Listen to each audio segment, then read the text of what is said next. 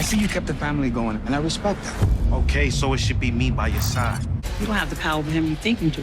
All right, what's the plan? Somebody's framing me for this. You need to eliminate the threat. I killed a man for that money, Diana. And I ain't tell you to do that.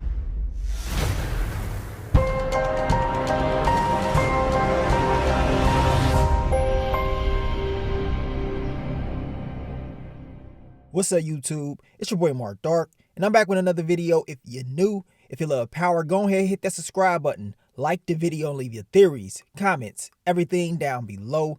Now tonight we're going to be talking about Power Book 2 Ghosts Season 2 Episode 6. This is my quick thoughts, early impressions. So down below I want you guys to let me know, how did this episode make you feel after watching it. Now I will be dropping a full recap for you guys tomorrow, probably in the afternoon, so stay tuned for that. But man, let's talk about episode 6, my quick thoughts, early impressions. And after watching the episode, I was just like, man, this is the quiet before the storm. This is what this episode was about, in my opinion. It was more toned down from the previous episodes, but as I told you, it was more of a build-up type of an episode in my opinion. Now I'm not gonna lie to you guys, I was hoping to see Tariq interact with inmates. We knew he was going to get out. I talked about that in previous videos. I told you he was not going to be locked up long. Of course, we know Rashad Tate was going to help him out, but still, I really wanted to see his interaction with inmates while he was locked up. We did not see that at all, and what we end up seeing in the episode is more of the Tejada family, more of a build up within that storyline that's about to explode, in my opinion. Now besides all of that, Tariq does get out. Rashad Tate is able to help him. My quick thoughts, early impressions on Tariq and Brayden's argument. We talked about this earlier on in the day, and in the scene that they released, of course. And I told you, at the end of the day, when it's all said and done, whether you think Tariq is right, Brayden is right or wrong, I mean, they have to work together. They have to come together as a team, because if they don't, only bad things are going to happen. So in this episode, Effie, she definitely stepped up to the plate. And, I was happy we actually got to see Effie, because she's a series regular, but I swear, we ain't really been seeing her character like that. I told you guys in this second half, I believe we're going to see more of her character. And from what I've been hearing this since the season even started. They've been saying that Effie's going to have a major impact at the end of this season, or at least the second half of this season. And she's going to do some major things, and I got a feeling whatever that is going to create issues for some people. I can't wait to see it.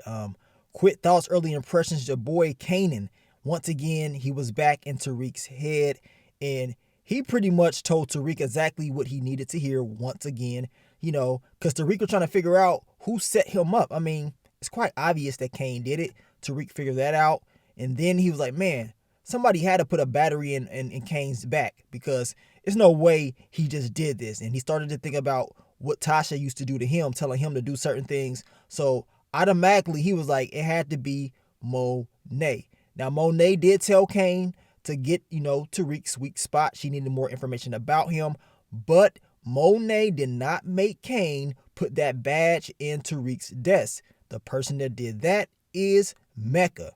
Remember, Mecca was the one that told him, is it anybody else that you can blame this on? Because Kane was just going to leave. He was just going to leave, move the body, and he's going to be up out of there. But once Mecca had that conversation with Kane, he was like, you know what? I can just put it all on Tariq, which at the end of the day, it was stupid. Lorenzo explained that in this episode, like, you're going to, frame Tariq for all of this. What do you think is going to happen if Tariq is caught up in all this? It's going to come back on us. So you better hope and pray that that does not happen. And let's just talk about the quick thoughts, early impressions on Lorenzo. This dude, the way that he is acting in the show, I'm going to tell you right now, as of right now, I can't see this dude surviving the way that he is acting. This dude is trying to, he's not trying. He is controlling everything within this family. And he's very, very aggressive when it comes to the things that he wants. And he made it be known that he's back. He's telling Monet, you're going to be doing this, you're going to be doing that. He had everybody sit at the dinner table telling them what they're going to be doing, and that things are going to go back to the old ways. I mean, this dude ain't playing around. Now, quick thoughts, early impressions on your boy Cane, and of course, Lorenzo and Mecca was that, look, Cane was just like, I'm not about to sit up here and take no pay cut. I'm not about to stand down because you are back home and you want Drew to step up and be the leader of this organization when it's all said and done. I told you guys in the scene that dropped yesterday that we broke down about Cane and Mecca that Cane should not be stepping away because of Lorenzo, and that he was the one that got the plug. So that's Cane's business, not Lorenzo's. So of course, I agreed as far as what Cane needed to do. That's exactly what he needed to do. He cannot bow down because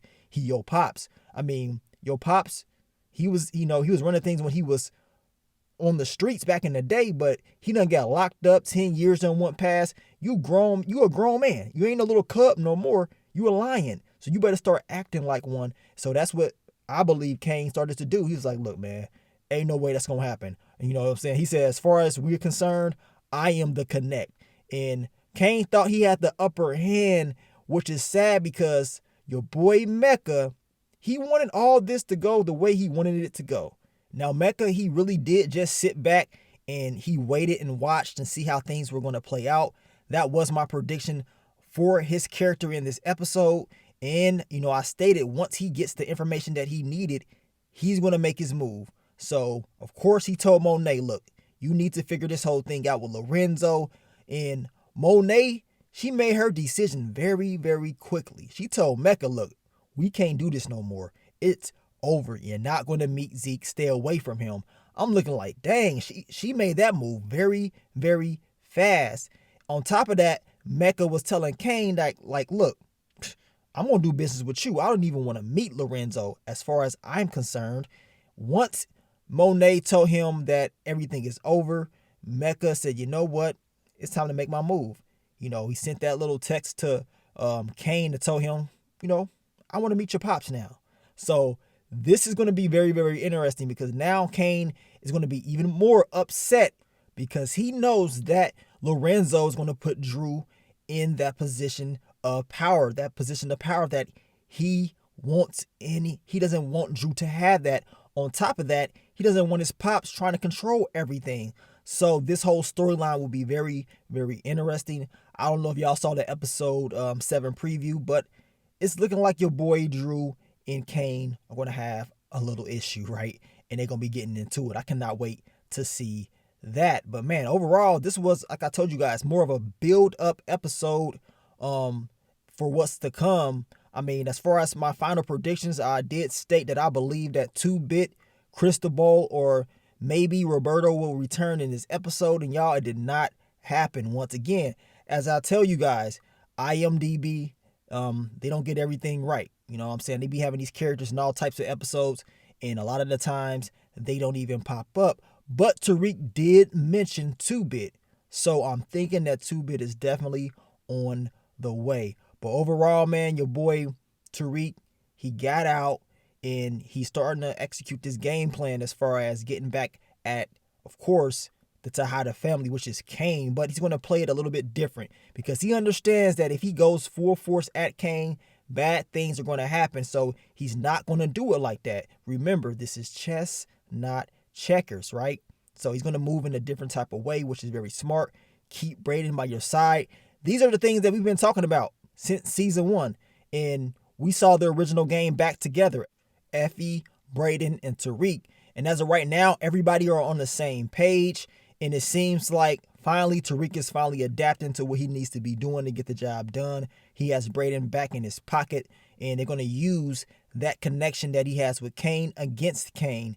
And at the end of the day, we got to wait and see how it's all going to play out. And before I end the video, my quick thoughts, early impressions on your girl, Professor Milgram. She thought she had it in the bag, right? She was running her mouth to Lauren. She was talking about, Tariq did this, Tariq did that, which, some of it is true. But the way that she was talking down on Lauren, she thought she had it all. She thought she had it all planned out up until Lauren told her that she knows about her getting clapped up by Zeke in it would be kind of funny if everybody else knew about that as well. Did y'all peep how quickly she changed up her demeanor, talking about, oh, maybe we need to just talk for a minute? Because she was running her mouth a lot. The girl Lauren was like, you know what? You running your mouth. We're going to see how you feel about this information getting put out. So now Professor Milgram ain't looking too good at all. And I cannot wait, because this little secret between her and Zeke, you know, it's going to get put out, I believe. I don't know when it's going to get put out, but it definitely needs to get put out, because I want to see her reactions to all this.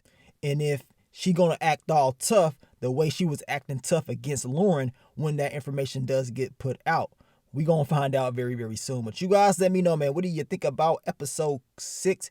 Leave your quick thoughts, early impressions. As I told you, I will be dropping the full recap for you guys later on in the day tomorrow, man. And we're going to talk about it more in detail about what happened in this episode. But as I told you guys earlier, the way that Lorenzo is acting, that dude, he is bound to fall. You know what I'm saying? He is bound to fall. And, you know, y'all saw the little new world order within the family. Diana, Drew, and of course, Lorenzo. And I just got a feeling it's not going to end well for all of them. It ain't going to end well, especially if you're riding with Lorenzo. It's just not going to end well. And Diana, she's already seeing it. Drew already seeing it as well. They're kind of hinting at it. But as of right now, they're going to smooth it all out up until the end. And that's when everything is going to come out, and it's going to be crazy once everybody sees the truth and of course finds out about the whole Zeke being Monet's child. I cannot wait to see it. But thank you guys for all the love, all the support, and I will catch y'all on the next one. But let me get up on out of here, man. It's your boy Mark Dark. I'm out. Peace.